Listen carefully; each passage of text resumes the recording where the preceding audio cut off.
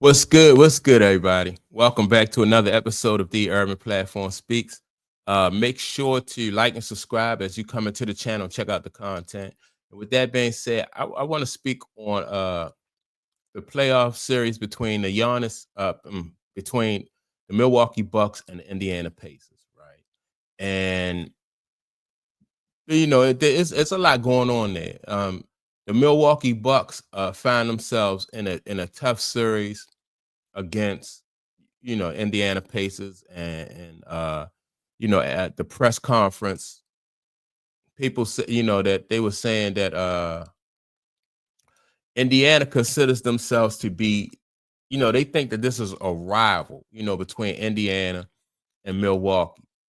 And so, especially the guy, what's his name? Tyrese Halliburton. He think that he's talking about the press conference, they don't like us and we don't like them, and it's always a tough battle between the two.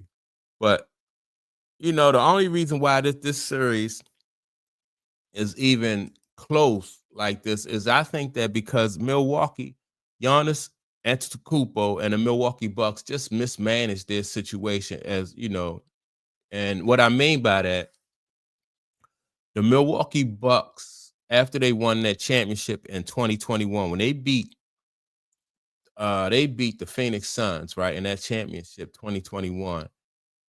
A lot of people thought that it was, like Giannis had arrived and that they were going to move on and start being, like Giannis was getting ready to start dominating the league. And I know I was one of those people. I thought that Giannis, because of the way he played throughout that season, and how Giannis was dominating and stuff like that. But some of the moves they have made since that 2021 season um, have really put them in this position, right? So now you fast forward to now, they are down 2-0 against the Indiana Pacers, man. And the Indiana Pacers don't have anybody on their team who is even close to as good as Giannis is. That's number one, right?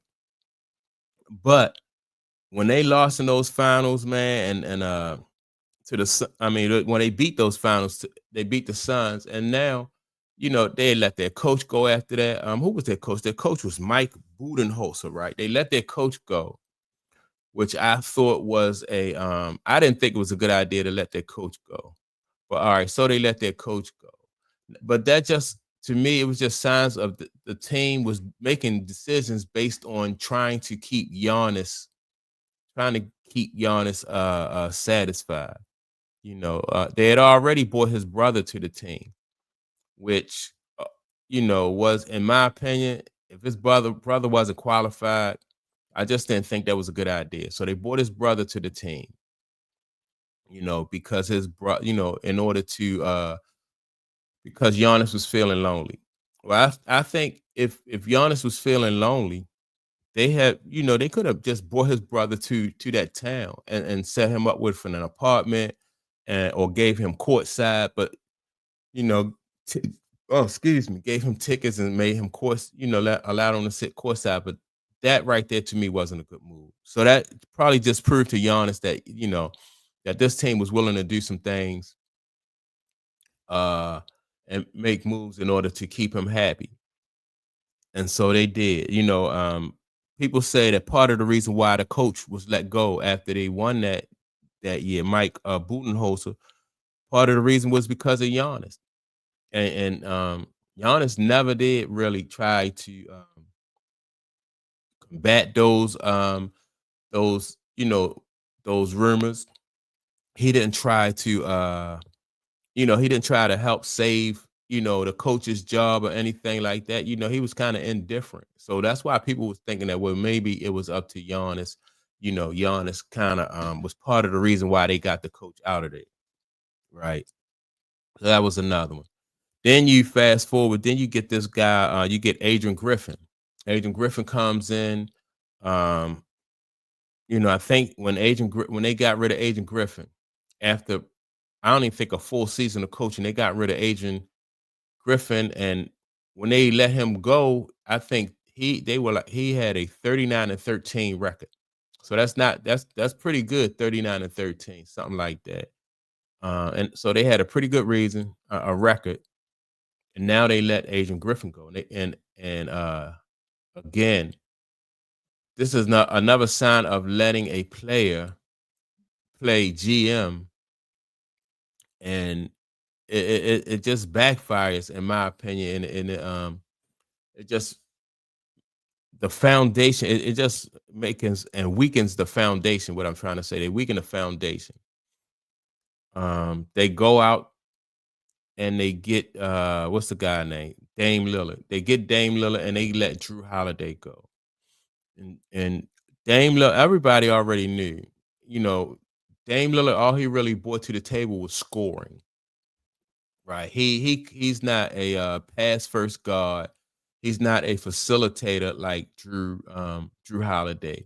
You know, Drew Holiday is somebody who plays tough defense. He's going to run your offense for you at the other end. And he is a pass for, Drew Holiday fed all the big guys on the team. Chris Middleton, uh, Drew Holiday fed Giannis. He fed what's the other guy named Bobby Portis. He kept all those guys healthy. I mean, I'm sorry, he kept all those guys happy within the flow of the offense. Um, but you don't get that with Dame Lillard. And so, in my opinion, you know, they had already won a championship. So basically, they had the formula, but it just took a little bit of tweaking. They did. You can get offense from, and I know that what's the guy, Chris Middleton. If anybody, Chris Middleton really couldn't stay healthy. So if anybody, you could have brought in somebody, and you wouldn't even have to get rid of Chris Middleton. The Milwaukee Bucks could have bought or drafted somebody and just who was athletic, especially a wing player. You could get a solid wing player that'll play defense and just help Giannis. But to get rid of the point guard, I thought, in my opinion, somebody who played, defense, somebody who ran the offense really good for you. Immediately, once they let Drew Holiday go, um, a lot of people said it wasn't a good idea. Even with what Dame Lillard brought to the table, people just really couldn't, they couldn't get behind that and support that idea.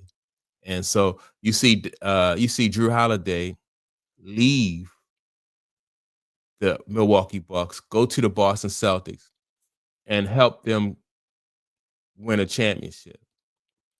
And what Drew Holiday brought to the table is what helped the Boston Celtics win the championship. Like they had at that time, and they probably do still have the the best defensive backcourt in the league. So you got Drew Holiday now teaming up with Derek White, and Derek White, another tough, hard-nosed defender, just like Drew Holiday. And so when you have those guys in the backcourt together, trying to, preventing people from running their offense, preventing people from, getting good shots. That just makes a big difference, and then that was something that they gave up. In my opinion, I thought that the fact that they allow Giannis to play general manager, it really just hurt the Milwaukee Bucks. And now the Milwaukee Bucks in a situation where, like I said, they're down 2-0 against the Pacers, to me, who are not even on their level as far as talent, against the Pacers. And they run a risk of losing Giannis.